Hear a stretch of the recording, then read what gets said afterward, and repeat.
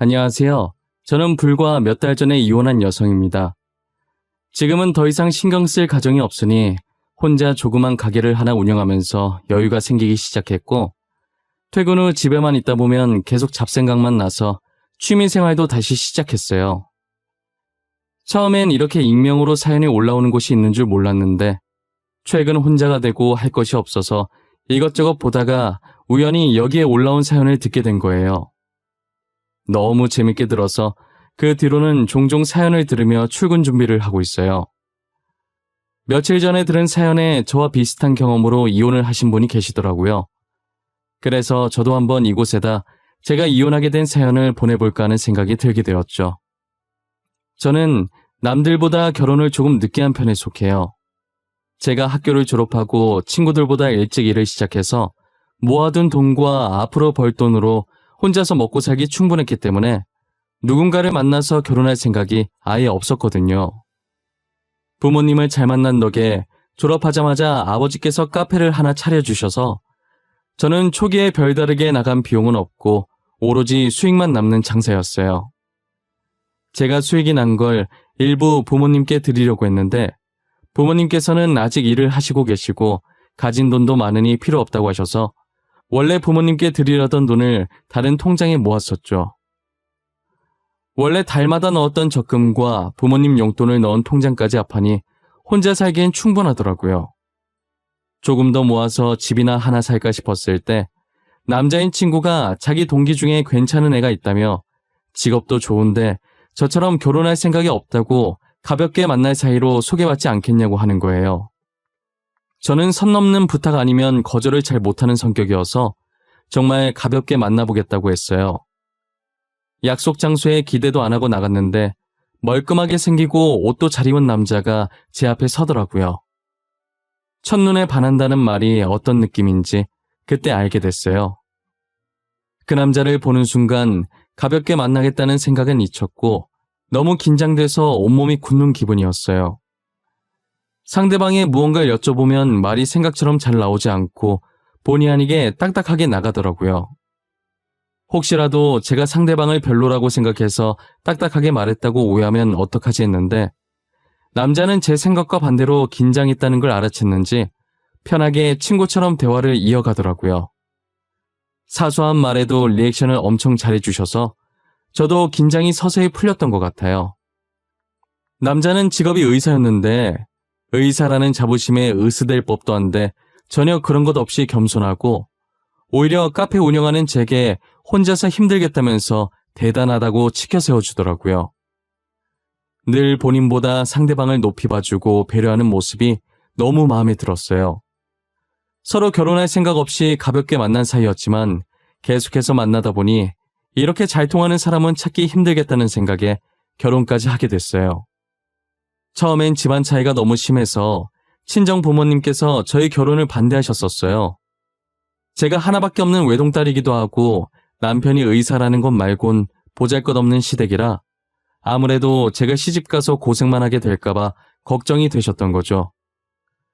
지금 아무리 시대가 많이 변했다고 하지만 여전히 시집살이를 시키는 시댁이 많으니까요. 게다가 남편은 아버지께서 병으로 일찍 돌아가시고 홀어머니를 모시고 있었거든요. 형편은 둘째치고 홀로 남은 시어머니를 제가 다 떠안아야 한다는 생각이 강하셨던 거예요. 저는 부모님께서 무엇을 걱정할지 잘 안다고, 하지만 제 성격도 만만치 않으니 괜찮을 거라고, 시댁에서 무슨 일 당하면 바로 갈라설 생각이니 걱정하지 마시라고 몇 날 며칠을 설득했어요. 제가 끈질기게 설득을 하니 자식 이기는 부모 없다고 친정 부모님께서는 제 결혼을 허락해 주셨어요. 지금 생각해보면 어른 말씀 틀린 거 없다고 부모님이 말리실 때 결혼을 하지 않았어야 했어요. 당시엔 제가 왜 그렇게까지 남편과 결혼을 하겠다고 고집을 피웠는지 모르겠어요.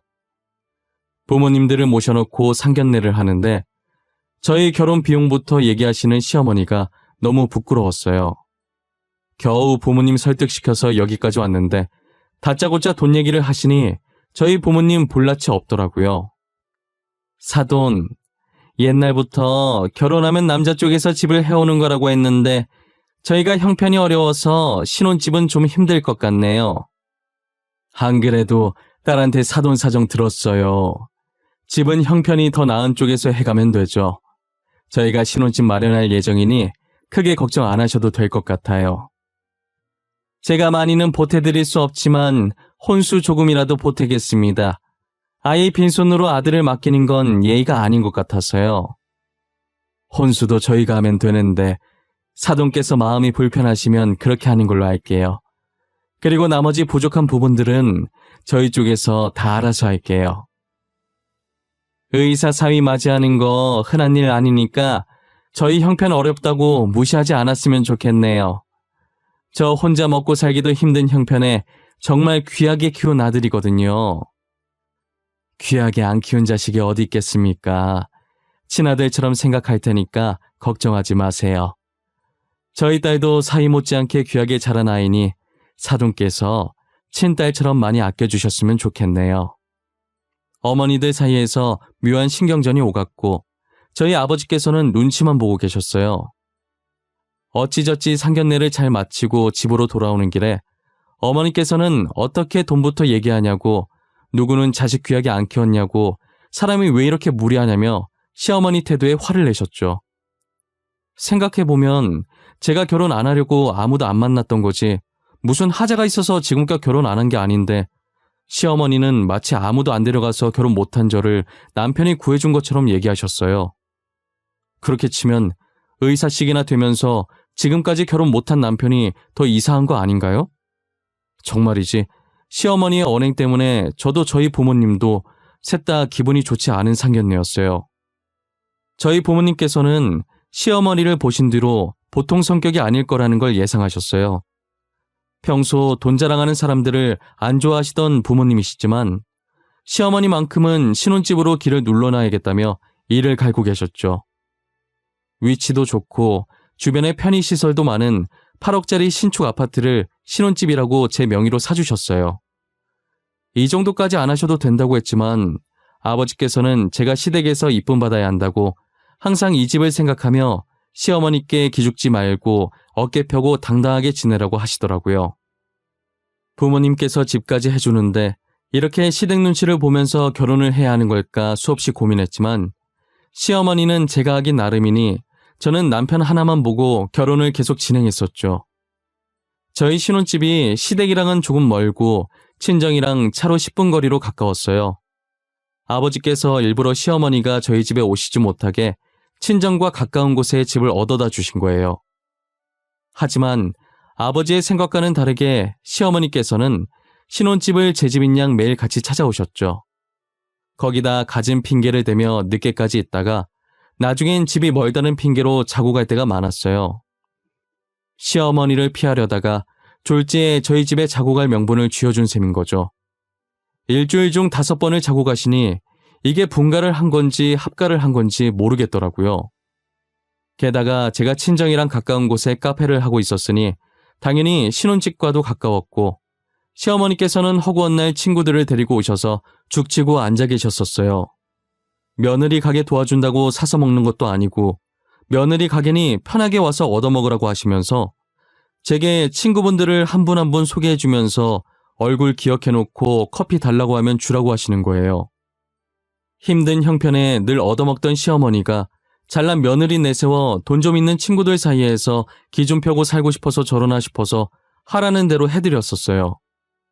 그런데 한두 명도 아니고 매일같이 찾아와서 얻어먹고 다른 손님들 못 받게 하루 종일 카페에 죽치고 앉아있으니 제가 그 꼴을 보고 스트레스가 받는 거예요. 차라리 제 돈 내고 사 먹으면서 하루 종일 앉아있으면 아무 말도 안 하겠어요. 그 정도 시간이면 손님을 여럿 더 받을 수 있는데 사 먹으면서 저렇게 앉아있어도 매출에 영향 갈 판에 돈도 쥐뿔도 안 내면서 공짜 커피 한 잔씩 들고 저러고 있으니 속에서 얼마나 열불이 나겠어요. 거기다 말로는 난처한 척 시켜도 되나 하시면서 막상 고를 땐 비싼 것만 시키는 게 왜 이렇게 얄밉던지요. 저는 3달 정도 참다가 도저히 이대로는 안 될 것 같아서 남편한테 시어머니 얘기를 했어요. 그런데 제 말을 들은 남편 반응이 더 어이가 없더라고요. 여보, 어머님 좀 어떻게 해봐. 계속 친구들 모시고 카페에 오셔서는 하루 종일 있다가 가셔. 돈도 안 내시면서 점심때부터 와서 마감 전까지 있으신다니까? 지금 3달째 그래. 자제해달라고 해줘. 그래? 근데 그렇다고 어머니한테 돈 달라고 할 순 없잖아. 시어머니한테 너무 야박한 거 아니야? 당신은 우리 어머니한테 공짜로 커피도 하나 안 줘? 내가 지금 어머님한테 커피 공짜로 주는 게 싫어서 당신한테 뭐라 하는 거겠어? 친구분들 커피까지 싹 다 공짜로 달라고 하신다니까? 그게 돈이 얼마인지는 알아? 어머니가 친구들 사이에서 기준 펴고 싶나 보지. 이제껏 얻어먹기만 하셨으니까. 효도한다고 생각하고 당신이 어머니 좀 이해해줘.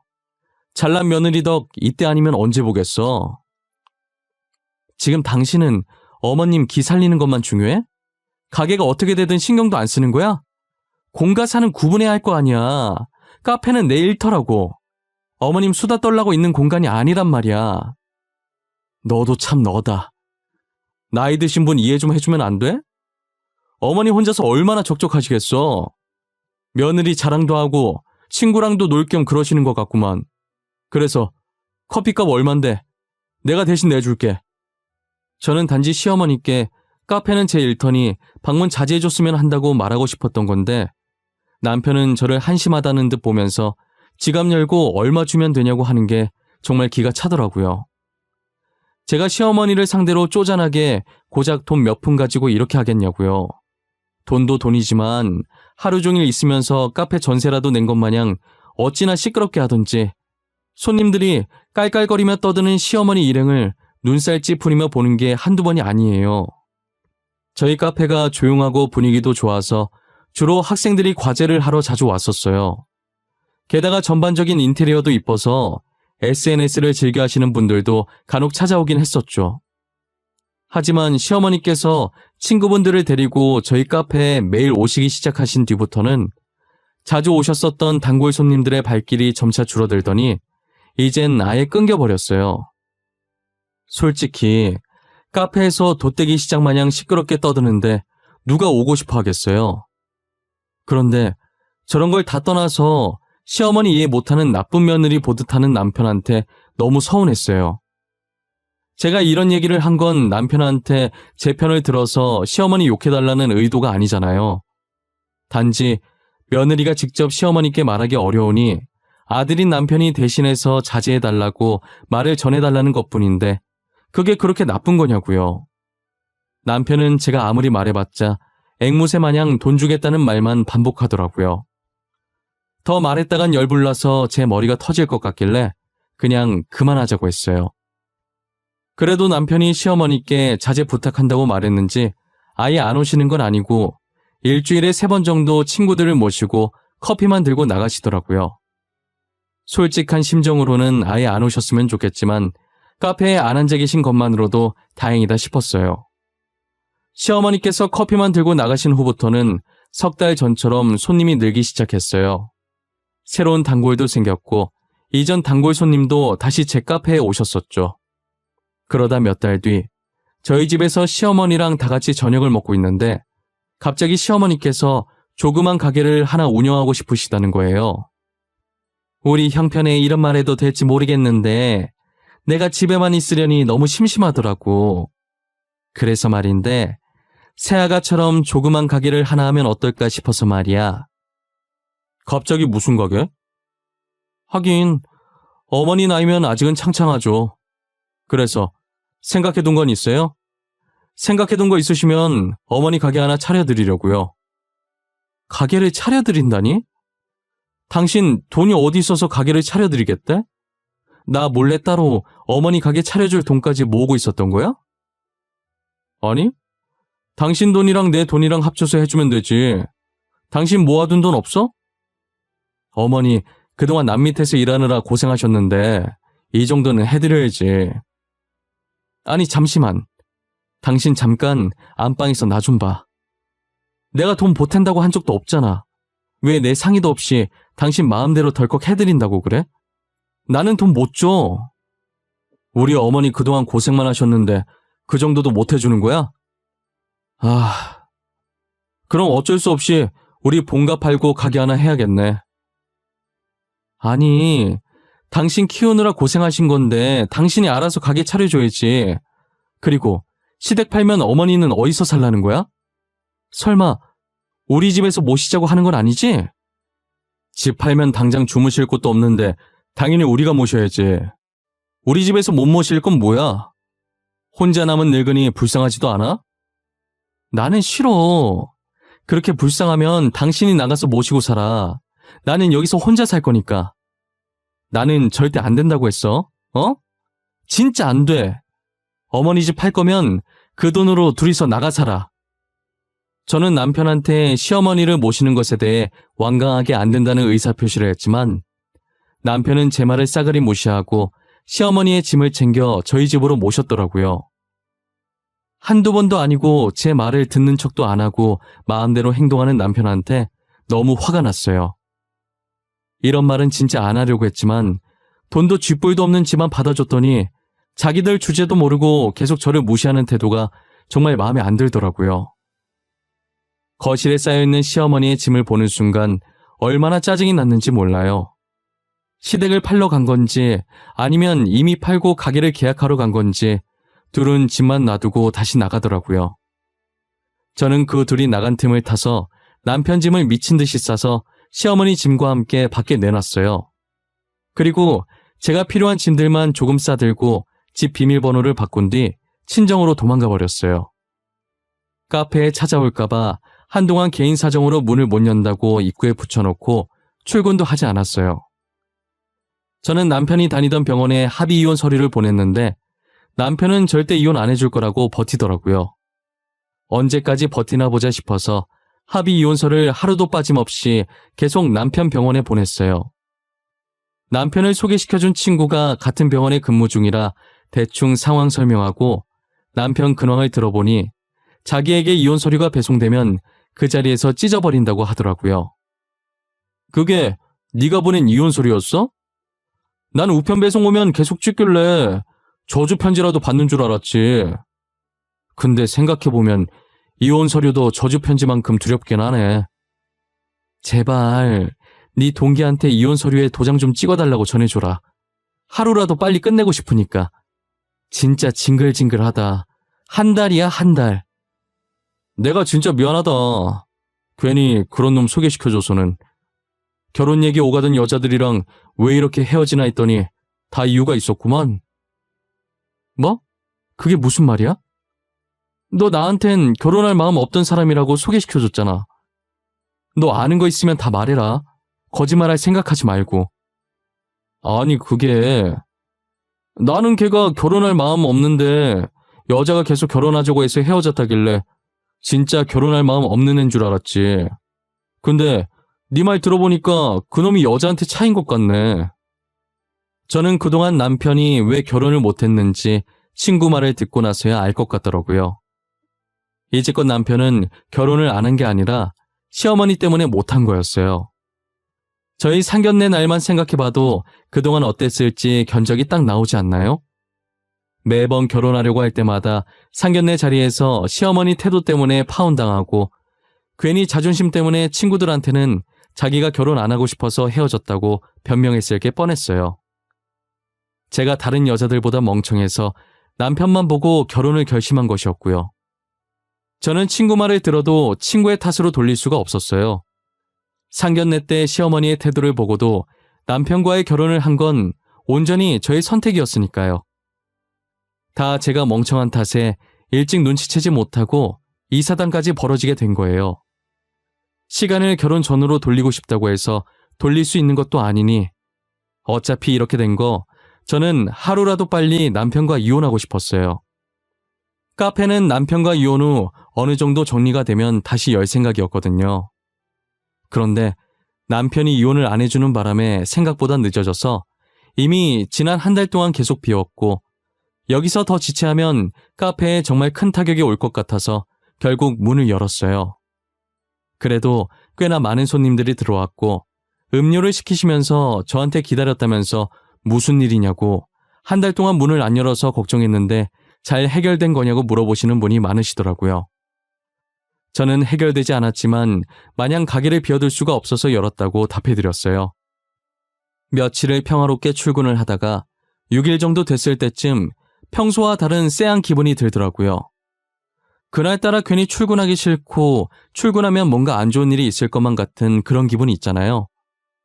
카페를 향하면서도 찝찝한 느낌에 다시 집으로 돌아갈까 하는 생각을 많이 했었던 것 같아요.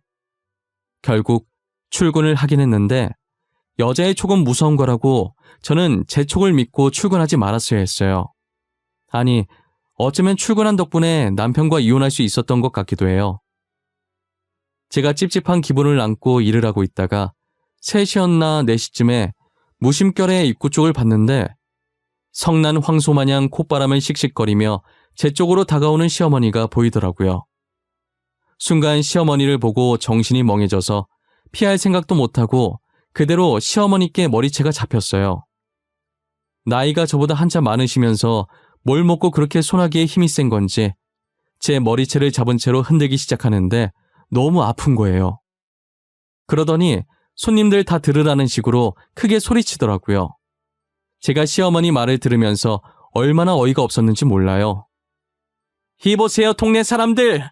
인연이 글쎄 CM이랑 남편 알기를 개떡같이 알고 우리 집 다 빼놓고 지 혼자 도망가 버렸어요. 그래놓고 이렇게 태평하게 장사를 하고 있어?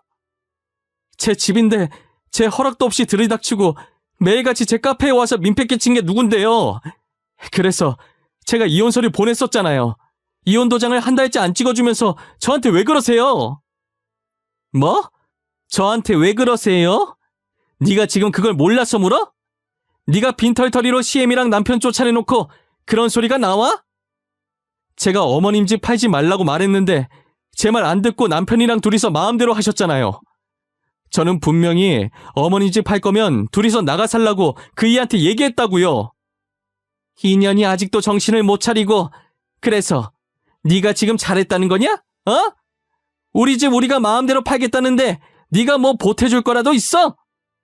저희 집도 부모님이 사주신 거고 어머님이랑 그이가 보태준 거 하나도 없잖아요.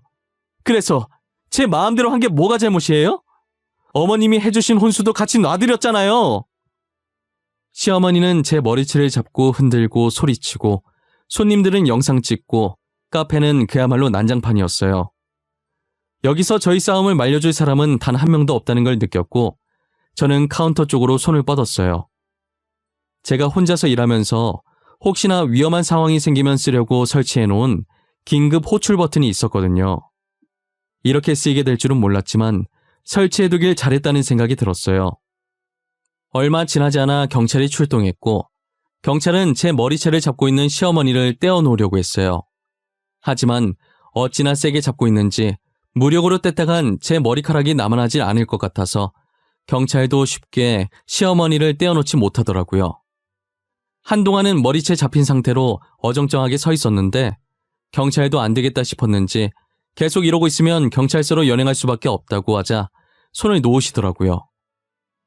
진작에 그렇게 말하셨으면 됐을 일이었는데 제가 어이없다는 표정으로 경찰을 바라봤어요. 경찰도 미안한지 저와 눈이 마주치자 바로 눈을 피하더니 시어머니를 데리고 나가시더라고요. 저는 시어머니께서 제 시야에 사라지고 나서 부스스해진 머리를 가다듬으려고 만졌는데 탈모 걸린 사람처럼 머리카락이 우수수 떨어지는 거예요. 그냥 넘어가려고 했는데 빠진 머리카락을 보니 도저히 안 될 것 같아서 증거 사진으로 찍어뒀어요. 다행히 카페에 CCTV가 있어서 증거 영상은 따로 손님들한테 안 받아도 될 것 같았어요. 저는 시어머니의 행패를 빌미로 남편에게 이혼 소송을 걸어서 위자료를 받았고 시어머니께서는 제게 폭행한 죄로 벌금을 물고 치료비와 정신적 손해배상도 받아냈어요. 그리고 카페는 험한 꼴을 보여서 더 이상 운영하고 싶지가 않더라고요. 그래서 신혼집 판 돈으로 다른 동네에 집을 얻어서 그 근처에서 가게를 하나 차렸어요. 시댁은 가게 하나 낼 거라고 집까지 팔았는데 제게 위자료 주고 나서 돈이 없으니 가게는 물 건너갔죠. 남은 돈이 아예 없지 싶은데 과연 두 사람이 발 뻗고 살 집을 구할 수 있으려나 모르겠어요. 아마도 잘난 의사 아들내미가 어떻게든 먹여 살리겠죠. 결혼 생활하면서 그렇게 아끼던 하나밖에 없는 어머니를 굶기기라도 하겠어요? 물론 이제 저와 아무 상관없는 사람들이라 제할 바가 아니지만요. 그들 인생은 그들이 알아서 하는 거니 더 이상 걱정 따윈 하지 않으려고요. 저는 비록 이혼녀 딱지를 달고 다니게 됐지만 그래도 이것도 경험이라고 생각해요. 비혼주의였던 제가 언제 결혼과 이혼을 경험해 보겠어요. 짧은 결혼 생활이었지만 또 한 번 인생이란 게 무엇인지 배웠다고 긍정적인 마음으로 살아가려고요. 어릴 때 제가 꿈꾸던 결혼 생활은 아니었지만 그래도 이번 일로 인해서 인생이 결코 제 입맛대로 쉽게 가지 않는다는 것은 누구보다 확실히 알게 된 것 같아요. 그래서 전 남편과 전 시어머니께 고맙다고 전해드리고 싶네요. 저는 교훈을 얻고 더 열심히 이 세상을 살아가 보려고 해요. 또한 제 인생의 하락선은 여기서 끝이길 바라고요. 이런 경험은 한 번이면 좋게요. 두 번 다시는 경험해보고 싶지 않아요. 저는 이혼녀 혹은 돌싱이라고 불리긴 하지만 절대 창피하지 않아요. 제가 잘못해서 이혼을 당했다면 그때는 제 자신에게 떳떳하지 못하고 창피했을 것 같네요. 그런데 얼마 전 제가 이사간 동네를 어떻게 아셨는지 전 시어머니께서 제 가게에 찾아오셨더라고요. 그러더니 손을 올리시려고 하길래 또 머리채 잡으시려고 한 줄 알고 제가 제 머리카락을 붙잡았어요. 전 시어머니께서는 제 행동에 움찔하시더니 제 손을 끌어와서는 꼭 잡으시더라고요. 아가, 그동안 너한테 한 행동에 대해 깊이 반성했다. 그리고 우리 아들도 반성 많이 했어. 그러니 너가 한 번만 용서해주면 안 되겠니? 우리 다시 잘해보자, 응? 이제 와서 저한테 이러셔도 소용없어요. 저 다시 잘해볼 생각 전혀 없어요. 용서는 해드릴게요. 어머님 편하시라고 용서해드리는 거 아니고 나중에 제가 후회할까봐 저 좋자고 용서하는 거예요. 우리가 정말 잘못했다. 그래도 잘 생각해봐. 언제든 네 연락 올 때까지 기다리고 있으마. 우리 아들이 계속 너만 찾고 있어. 병원도 안 나가고. 우리 아들 좀 살려줘, 응?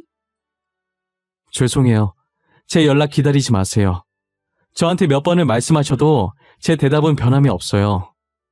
저는 남편과 다시 잘해볼 생각이 눈꼽만큼도 없어요. 그러니까 기대 같은 건 하지 마세요. 전 시어머니께서는 애처로운 눈빛으로 저를 계속 쳐다보셨었어요. 하지만 제가 잡혀있던 손을 빼고 눈을 피하자 힘없는 걸음으로 나가시더라고요. 막상 전 시어머니의 몰골을 보니 마음이 약해지는 거예요. 그래서 제가 당했던 수모들을 다시금 곱씹고 강하게 대응하느라 힘들었어요. 전 시어머니의 말씀이 사실인가 싶어서 친구한테 연락했더니 제가 들은 말대로 저와 이혼하고 나서 어딘가 나사가 하나 빠진 사람처럼 지내다가 결국 퇴사하고 그 뒤로는 연락이 안 된다고 하더라고요. 그러게 같이 살 때 잘하지 이제 와서 저러면 무슨 소용이 있나 싶어요. 제 성격을 잘 아는 친구는 마음 약해지지 말라고 똑같은 일 또 겪고 싶지 않으면 그 사람들 신경 쓰지 말고 제 인생을 찾으라면서 저를 더 단단하게 만들어줬어요. 저는 친구 덕분에 흔들리지 않고 혼자서 씩씩하게 잘 지내고 있어요. 가게 운영하면서 잡생각할 틈을 안 주려고 취미생활까지 하기 시작했어요. 쉴 틈 없이 생활하다 보니 정말 아무 생각도 안 들어요. 그렇게 제 기억에서 아픈 과거는 쫓아내버리려고요. 제 사연은 여기까지입니다. 이걸 보시는 여러분들 앞에는 꼭 행복만 가득하셨으면 해요. 늘 건강하시고 어떤 일에도 흔들리지 않는 단단한 사람이 되시길 바랍니다. 지금까지 제 사연 들어주셔서 감사합니다.